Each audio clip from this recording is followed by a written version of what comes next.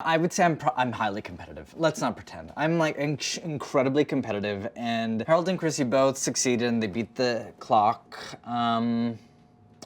So I will make sure that I do the same.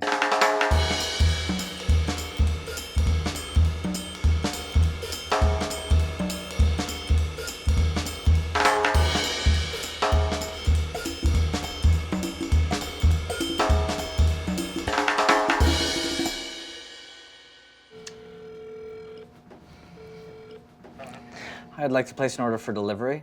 So what's your order, sir? An order of chicken tikka masala with basmati rice. Okay. That's it. Okay. And how long do you think that'll take? 10 minutes. Wait, 10 minutes? Can you give us around 30 minutes, sir? 30 minutes. Sure, 30 minutes is fine. Thank you. Okay. 30 minutes, I'm going in already, so. Start the timer, Andy. Start the I did! I'm gonna grab my cast iron, I'm gonna preheat it. Okay, that fits. What else? I spoke to Palak a little while ago, and she gave me a lot of helpful techniques and tips about what makes a great tikka masala. Hi Palak, how are you?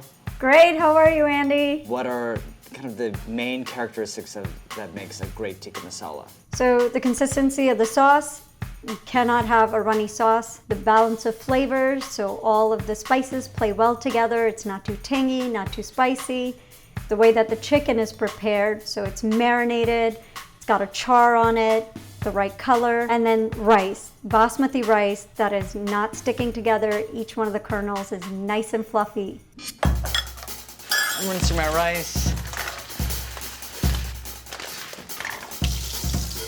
30 minutes is no time if you don't. No, of course not. If I had more time, I would take my time rinsing in a bowl and tilting the water out and then soak it with salted water for at least 30 minutes.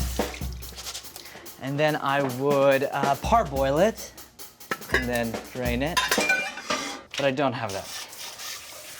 I don't have any time anymore. This is the marinade for the chicken. A little bit of whole milk yogurt, full fat. Typically I would peel my ginger, but I don't have time today. It's not gonna be necessarily a proper marinade because the chicken's not gonna be able to sit in there for too long. So yogurt tenderizes the chicken. Traditionally, you could use a chicken with bone or boneless, but because you have a short amount of time, I would go for boneless, skinless thighs, like a darker meat that's already full of flavor. And then definitely ginger garlic. We consider that one ingredient, but ginger garlic paste, two things marinated into the chicken, some lemon juice to help start the tenderization. Traditional spices would be some cayenne for a little heat, a little bit of turmeric, coriander, and cumin powder. That's the basic, just to kind of give the chicken flavor and jumpstart the process. If you hear that annoying noise that sounds like an airplane engine, it's not. It's just this ridiculous vent that is too noisy. I swear I'm not yelling at you, and if it does sound like I'm yelling, I'm more just frustrated at the circumstances that I'm in at this very moment. Okay, so that's our yogurt mixture. I'll add some salt. Oops. The restaurant vibe is probably a lot calmer than this. I'm just scoring the chicken thighs just to really get that marinade in there. Probably shouldn't be doing because I have no time, but we'll see. Oh, I forgot to season the chicken with salt. I'm thinking that my skillet is smoky. A little bit of ghee, which I know is not typical, but I'm just adding it right now so that the bottom can get some color too. I guess what is the best way to prepare the chicken? Because I imagine the proper way is to do it in tandoor. So a tandoor is basically a clay oven. It's very popular in India, and the reason is because it gets to be about 900 degrees. So as soon as something goes in there, it's charred. Think of like a pizza oven. That's our pizza oven. So to replicate this at home, I recommend that maybe you can use your oven broiler to get that nice char on the chicken and fake it out. Okay, so the chicken's good to go. We're mimicking a kind of tandoor-like situation that Palak was mentioning, I preheated the cast iron skillet and the broiler's on so the chicken gets a nice sear underneath and on top. Okay, my rice is coming to a simmer. Says 18 minutes. Chicken is searing, rice is cooking. Now I'm making the sauce.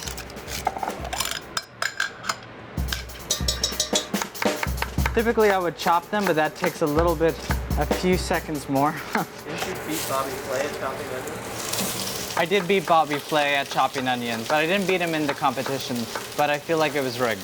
And I wouldn't just say that, I feel like a lot of people said that. I'm cooking the onions high heat, and then I'm adding some water to just have them soften really quickly. With the sauce, I'm just trying to get the aromatics going as fast as possible. I have my grated ginger. I'm gonna try to grate some garlic. This is a new microplane, so it's particularly sharp. It has bit me already a few times. Do you understand my pain at this moment? 15 minutes. Do you feel like you're halfway done? No, I do not feel like I'm halfway done at all. Let's see, let's check the chicken. Still needs to go. Ginger and garlic is going in. But now I'm just gonna throw in my spices. They're gonna bloom, they're gonna warm through, the oils are gonna get extracted, and you're gonna be actually tasting all those different spices. Kashmiri red chili powder, 2 tablespoons tomato paste, fenugreek leaves, coriander, cumin, coriander, cayenne. I'm gonna add a cinnamon stick, some pepper. Normally I would make a sachet of cinnamon, peppercorn, and crushed cardamom. I can't do that this time around because I don't have a sachet. So tikka masala, because there is a tomato component and spices, the idea is so that the cream, the spice, and all the flavors blend really nicely together. And that happens when you have time to cook out all the spices. But in your case, tomato paste is a great step to try and amplify that cooked tomato taste without all the time of spending hours reducing your regular tomatoes. So I think that can definitely work. I'm just adding water here to deglaze the bottom. There's some brown bits, and then I'll add some of the whole peeled tomatoes. That'll add some acidity, and I'll cook that down as well. But you have to be building up. I can't just be adding everything all at once, even though at this point I really would want to. Ooh, 8 minutes. I'm gonna pull my chicken out to cool because I know it's gonna be very, very hot. Ooh. I need 2 towels. That doesn't look terrible. I'm gonna blend the sauce, trying to pick out the cinnamon and the cardamom. I'm gonna add a little bit of water to this. I'm gonna take these chicken pieces. I have some of the chicken juices. I wanted to blend them up. Totally unnecessary, but just for flavor. It's just so they're not oily and they're blended. That's that. All of you guys are impressed with me right now, and I know it. I'm gonna add the pieces, a little bit maybe bigger than usual, but I like them a little bit chunkier, and then I'll add some cream. Hello? Delivery? Sure. We'll be there in 2 minutes. Thank you. Delivery's here.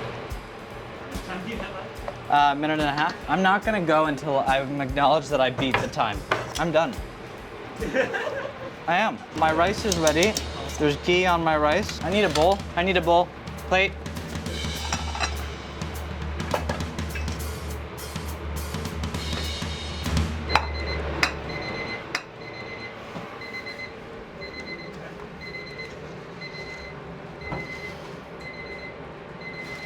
I don't even know, like, did I not win? I should also not let the delivery man wait. They just called me earlier than expected. I wanted to beat my 30 minutes, like they said. Okay, so delivery's here. Let's clean up a bit and then see how they compare. Okay, so I do think the rice here is a little bit, maybe a touch too much water, and you can see the grains have stuck together. Smells really good. What's interesting is they used ajwan here, ajwan seeds, which I wish I did, but that's okay. Next is the tikka masala, which the color does look Nice. But I will say, I think it's a little bit maybe too runny. The color tells me that they used more cream, and I would be happy to use more cream. I don't know. That was definitely something I could have done. I think my sauce is a touch grainier, which I want to say it doesn't bother me, but that's a lie. I wish I added a bit more cream and that I just went a little bit longer in pureeing everything. I'm gonna start with the takeout. Definitely chicken breast. Dry as a rock. With the chicken breast, I find that anytime it goes past 150 degrees internal temperature, it dries out, and in this case, it did get a little bit dry. That's why I think for something like chicken tikka masala, chicken thighs make more sense because they have higher fat and they're more forgiving, and you can cook them longer. The sauce just goes into the rice. Quite sweet from the cream. It's not spice forward. I would say it's definitely one of the more mellow and mild chicken tikka masalas I've ever had. Okay, we're gonna taste mine. There's a little bit more heat. There's a little bit more flavor. There's a little bit more seasoning. Don't even try to like make me out to whatever. It's just like I was in it and I put salt in everything, and I also feel very lucky that I had like all the ingredients that I needed to make this. It is more tomato forward for sure. I don't think I put too much tomato. I think I didn't put enough cream. That's one thing. I love the broiling method. I would keep that in. But really, if I had to change, the two things would be add a bit more cream and make sure the sauce is a little bit smoother. I mean, I'm happy with this. This is more of like a casual like, oh my God, I have 30 minutes to like film this kind of rice. Definitely felt pretty casual. Yeah, I made a mess. So Palak mentioned the 4 different elements for chicken tikka masala. The first being the sauce. I think here I definitely almost got the consistency right. Still pretty smooth. While I do like the color of the takeout place, I do think it's a little bit thin, so somewhere in between feels right. With the chicken, I'm glad that I used chicken thighs, and then making the slits and then doing the preheated cast iron and broiler method seemed to really help because you got some charred bits and added some smoky flavor that kind of mimicked the tandoor. And then when it came to the balance of flavors, that was probably the hardest thing because I did not have a lot of time. I definitely got a nice balance. I'm getting a lot of warm spices.